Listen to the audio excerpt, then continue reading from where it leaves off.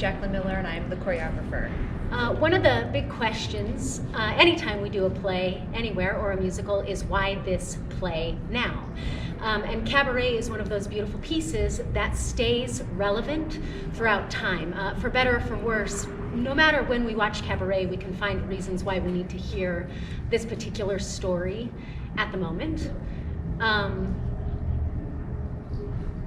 Our particular vision for this show is, of course, deeply rooted in the history of Weimar Germany when the play took place, and also in the production history, which is so famous and has really made its way into pop culture that many people, when they think of Cabaret, instantly have ideas in their mind. So we intend to honor that, but also make it relevant for us here now and to put our own creative stamp on the piece.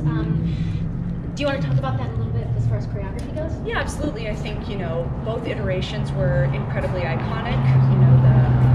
The 72 version that was built by Fosse is my idol, so I will never be him, but I have every intention of honoring his physicality and his style, and there's certainly being a nod to that throughout the piece. And then, the 98 version, which was done by Rob Marshall, which has also become its own very iconic, certainly notable for me, having grown up in musical theater, which I feel was a little more overt in its sort of sexuality and that expression. And I think my aim is to blend a little bit the ideas of what both iterations had to offer, which was the original was a little more,